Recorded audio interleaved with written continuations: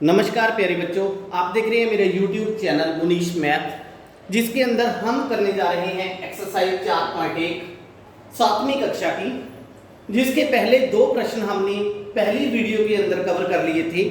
आज हम इसके प्रश्न नंबर 3 की बात करते हैं। सरल समीकरण, एक चर वाले रैखिक समीकरण इस चैप्टर का नाम है। पहला जो इसका प्रश्न है 5p + 2 = 17, इस समीकरण का हमने हल निकालना है प्रयत्न और भूल विधि से। अब कई बच्चे सोचेंगे कि ये प्रयत्न और भूल विधि क्या होती है। देखो बेटा, सबसे पहले तो मैं आपको ये समझाता हूं कि इसका हल क्या होता है। जैसे आपने देखा पिछले प्रश्नों के अंदर, इसके साथ जैसे 5p + 2 = 17 लिखा हुआ है, जहां पे ना वो लिख देते थे p = 2, ऐसे लिखते थे ना। और हमने ये देखना होता था कि ये p = 2 है जो इस समीकरण का मान है या नहीं है, इसको संतुष्ट करता है कि नहीं करता है। अब हमने यहां से p का मान निकालना है और ऐसा मान निकालना है हमने जो इस समीकरण को संतुष्ट कर दे। ठीक है, अब हमारे पास ये पहले से नहीं दिया हुआ कुछ भी। अब जो p के मान हैं वो हम खुद इसमें भरेंगे। कैसे भरेंगे? तो हल करते हैं इसको प्रयत्न और भूल विधि से। अपने पास से हम p का मान सोचेंगे। मान लो p का मान 0 है, यहां लिखेंगे मान लो p का मान कितना है? 0। अगर हम p की जगह पे 0 लिखते हैं तो फिर 5 × 0 + 2 = 17। 5 × 0 कितना होता है? 0 + 2 = 17, फिर 2 = 17। ये इसका मान हुआ कि नहीं हुआ? नहीं है, इसलिए p = 0 इसका जो हल है वो नहीं है। इसलिए p = 2 इसका हल नहीं है। इसके बाद हम p का कोई और मान ले लेते हैं। फिर पहली बात तो ये बताओ कि जहां पे जो हमारा आंसर आया है 2 आया है, इस साइड, उस साइड हमें चाहिए 17। इसका मतलब ये हुआ कि p का मान हमें 2 से बड़ा लेना पड़ेगा। ठीक है, तो फिर 0 से बड़ा लेना पड़ेगा। अब हम क्या करते हैं, मान लो p का मान हम 1 ले लेते हैं। वैसे ही अपनी तरफ से लेते जाना है। जब p का मान 1 लेंगे तो 5 × 1 + 2 = 17, यही आ जाएगा ना। उसके बाद 5 × 5 + 2 = 17, 5 + 2 7 = 17।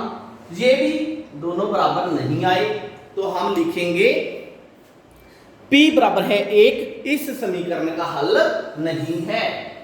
p = 1 समीकरण का हल नहीं है। ठीक है जी। पहला मान हमने ये पुट अप किया 0, ये भी नहीं आया। p का मान 1 भरा, ये भी कम रह गया। फिर p का मान 2 पुट अप करते हैं। आप थोड़ा सा ना इसको जुबानी भी देख सकते हो कि कितना आना चाहिए। अगर हम यहाँ पे 2 भरेंगे तो 5 दूनी 10 + 2 12 हो जाएगा ना। तो यहाँ पे तो 17 है, 3 भर के देखो, 5 दिया 15 + 2 17, आ गया ना हमारा आंसर।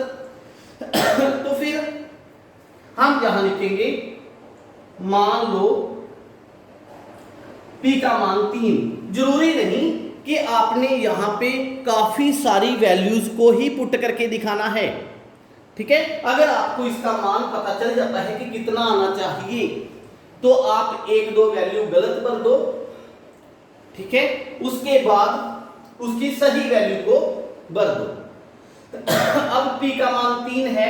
अब p का मान 3 रखते हैं जहां पे 5 × 3 + 2 = 17। 5 दिया 15 होता है, + 2 = 17, तो 17 = 17 आ गया ना। तो हम लिखेंगे इसलिए p = 3 इस समीकरण का हल है। ये हमारा आंसर आ जाएगा। इससे संबंधित कई बच्चों के मन में कुछ प्रश्न होंगे। प्रश्न क्या है मेरे को पता है। प्रश्न ये हो सकते हैं कि हमें कैसे पता चलेगा सर कि यहाँ पे जो गलत आंसर हमने पुटअप किए हैं वो क्यों किए हैं। हम पहले ही इसका मान p बराबर में 3 भर देते। ठीक है आपकी बात कि आप पहले ही इसका मान 3 भर सकते थे अगर आपको पता होता, लेकिन इन्होंने यहाँ पे जो विधि है वो प्रयत्न और भूल बताई है। प्रयत्न और भूल विधि, इसका मतलब क्या है कि हम ट्राई कर रहे हैं कि इसका मान कौन सा आएगा। अगर हमें पहले पता भी चल गया ना तो भी 1-2 मान इसके गलत भर के आप इसका ये दिखा दो कि हम ट्राई कर रहे हैं। ठीक है ना, 1-2 मान इसके वैसे ही ले लो। क्लियर होगी बात। जरूरी नहीं कि आपने 2 मान गलत लेने हैं, तीसरा ठीक लेना है। ये भी हो सकता है कि 1 मान गलत हो गया, दूसरे पे ही आपका आंसर आ गया। ठीक है, इसके बाद इसका दूसरा पार्ट हम सॉल्व करते हैं। दूसरा पार्ट,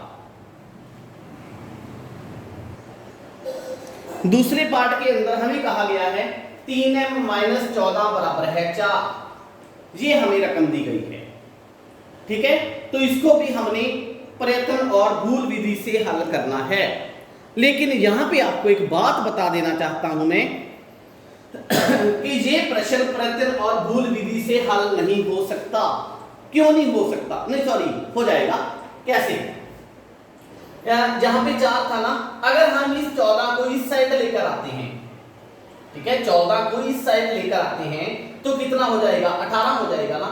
18 को 3 से बाहर करते हैं तो 6। इसका मतलब क्या हुआ कि m का मान इसके अंदर 6 आना चाहिए। m का कितना मान आना चाहिए? 6 आना चाहिए। तो हम इससे पहले कोई एक आधा मान वैसे ही भर के देख सकते हैं और उनको बता सकते हैं कि हम प्रयत्न और भूल विधि लगा रहे हैं। ठीक है, देखो 6 के 18 में से 14 गए, 4 बच जाएगा। क्लियर है ना। तो पहले हम मान लो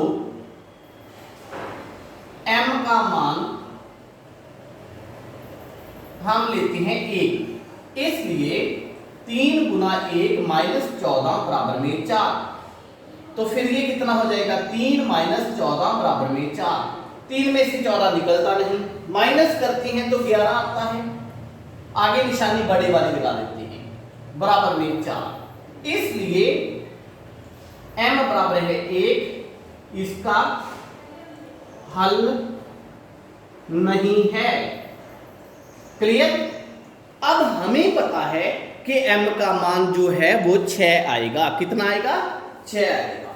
तो सीधा ही आप इसके बाद आप लिख सकते हो, मान लो m बराबर में 6।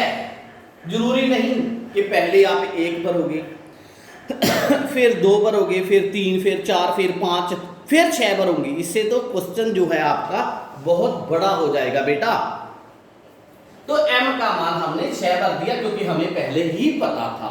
एक तरह की हम चीटिंग कर रहे हैं, ये भी आप समझ सकते हो इसको। तो फिर 3 गुना 6 - 14 बराबर में 4। 6 दिए 18 - 14 बराबर में 4। 18 में से 14 में 4 बराबर में 4 आ गया ना, बराबर दोनों साइड। तो हम लिखेंगे m बराबर में 6 इस समीकरण का हल है। ये हमारा आंसर आ जाएगा। क्लियर। इसको बोलते हैं प्रयत्न और भूल विधि। मीन्स आप ट्राई करते जा रहे हो बार बार।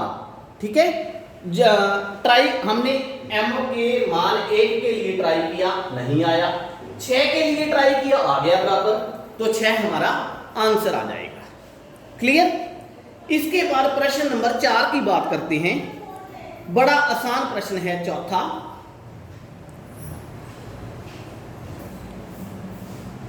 चौथे प्रश्न के अंदर देखें इन्होंने क्या लिखा है। निम्नलिखित कथनों के लिए समीकरण बनाएं। ठीक है, इन कथनों के लिए समीकरण बनाना है। पहला प्रश्न है आपके पास, संख्या x और 4 का योग 9 है। संख्या x और 4 का योग कितना है? 9 है। इसकी समीकरण बनानी है हमें, हल। क्या लिखोगी इसका हल? देखो बेटा, इसमें क्या कहा गया है? x और 4 का योग, मतलब x और 4 को जोड़ दे तो कितना आता है आंसर? 9 आता है। ये हमारे पास आंसर आ गया। ठीक है। कई बच्चे कहेंगे सर ये आंसर कैसे हो गया? ये आंसर बेटा इसलिए हो गया क्योंकि इन्होंने हमें समीकरण बनाने को कहा है, इसको हल करने को नहीं कहा। ठीक है, समीकरण हमने बना दी, मतलब x और 4 का योग 9 है। ये पहले वैसे ही लिखा हुआ था हिंदी में, अब इसको गणित के अंदर हमने एक समीकरण बना दी है। ठीक है। दूसरा पार्ट इसका, दूसरे पार्ट में कहा गया है y में से 2 घटाने पर 8 प्राप्त होते हैं। मैं अब इसकी स्टेटमेंट नहीं लिख रहा, सीधा ही आपको समझा रहा हूं। y में से 2 घटाने पर, y में से कितने घटाने पर? 2 घटाने पर कितना मिलता है? 8 मिलता है। आंसर आ गया। क्लियर। तीसरा पार्ट इसका, तीसरे पार्ट के अंदर a का 10 गुना 70 है। a का मैं लिख देता हूं 10 गुना 70 है, ये कहा है इसकी। तो इसका हल क्या होगा? ये मैंने सीधा ही हल लिख दिया था सेकंड के अंदर। a का 10 गुना 70 है। बेटा देखो, a गुना 10, क्योंकि गुना की बात है, तो आंसर कितना आता है? 70। इसको सही लिखने का तरीका ये होता है कि किसी भी चर और अचर के बीच में अगर गुना हो तो उसको हम हटा सकते हैं। तो 10 को आगे ले आएंगे, a लिख देंगे, बराबर में 70। क्लियर हुई बात? ये इसका सही आंसर आएगा। चर और अचर के अंदर दोनों के बीच में अगर कोई भी निशान हम नहीं लिखते तो उसको ऑटोमेटिक गुना समझा जाता है। क्लियर हो गया ना? उसके बाद चौथा प्रश्न इसका, चौथे पार्ट को देखें। संख्या b को 5 से भाग देने पर 6 प्राप्त होता है। b को, ये देखो b किससे भाग देना है? 5 से। आंसर कितना आएगा? 6। आंसर आ गया। क्लियर। पांचवा पार्ट देखते हैं इसका। पांचवें पार्ट में t का 3/4 15 है। t का कितना? 3/4, 3/4 भाग, कितना आंसर आता है? 15। सही करके लिखो इसे, 3/4 आगे लिख लो, t बराबर में 15। मैंने सीधा ही इसका हल लिख दिया है यहां पे। ठीक है। उसके बाद छठा पार्ट, सिक्स्थ पार्ट में क्या कहा गया है? m का 7 गुना और 7 का योगफल 77 देता है। m का 7 गुना और 7 का योगफल 77 देता है। ये है इसकी रकम। थोड़ी बड़ी थी, मैंने इसकी स्टेटमेंट भी लिख दी है। तो देखिए इसका हल क्या होगा। हल के अंदर m का 7 गुना, मतलब m गुना 7 और 7 का योगफल प्लस 7, आंसर कितना आता है? 77 आता है। ठीक है। इसको आपको मैंने पहले ही बताया है, 7m लिख सकते हैं, प्लस 7 बराबर में 77। ये हमारा आंसर आ जाएगा। क्लियर। ये था इसका सिक्स्थ पार्ट। उसके बाद सेवंथ पार्ट की बात करते हैं। सेवंथ पार्ट के अंदर इन्होंने कहा है एक संख्या x की चौथाई ऋण 4 आपको 4 देता है। x का चौथाई, चौथाई मतलब होता है 1/4, ऋण 4, ऋण 4 होता है -4। आपको आंसर कितना देता है? 4 देता है। बात क्लियर हुई? दोबारा बता देता हूं, x का 1/4 ऋण 4, ऋण 4 का मतलब होता है -4, बराबर में 4 आता है। इसको सही करके लिखिए, 1/4x -4 बराबर में 4। इसको हम ऐसे लिख सकते हैं। क्लियर। 8वां पार्ट इसका। 8वें पार्ट के अंदर इन्होंने कहा है यदि y के 6 गुने में से 6 घटाएं, y के 6 गुने में से 6 घटा दें, देखो y का 6 गुना 6 घटाना, तो आंसर कितना आता है 60 प्राप्त होता है। इसको सही ढंग से लिखेंगे 6y माइनस 6 बराबर में 60। जी आंसर आ गया आपके पास। ठीक है, उसके बाद लास्ट पार्ट है 9th पार्ट इसका। 9th पार्ट के अंदर यदि z के 1/3 से z का 1/3 3 जोड़ दें प्लस 3, तो आंसर कितना आता है 30 प्राप्त होता है। ठीक, इसको भी फिर हम सही करके लिखेंगे 1/3z प्लस 3 बराबर में 30। ये हमारा आंसर आ जाएगा। ये थे आपके तीसरा और चौथा प्रश्न 4.1 एक्सरसाइज के। उसके बाद 5वां और 6ठा प्रश्न हम अगली जो वीडियो है उसके अंदर कवर करेंगे। अगर आपको मेरी ये वीडियो अच्छी लगी तो अपने फ्रेंड्स के साथ शेयर करें और मेरे चैनल को सब्सक्राइब करना मत भूलें, क्योंकि जब भी मैं नई वीडियो अपलोड करूंगा तो आपको आपके मोबाइल पर उसकी नोटिफिकेशन आती रहेगी। ठीक है, तो मेरे चैनल को जरूर सब्सक्राइब करें। अगर वीडियो अच्छी लगी तो अपने फ्रेंड्स के साथ, दूसरे टीचर्स के साथ शेयर करें। Thank you.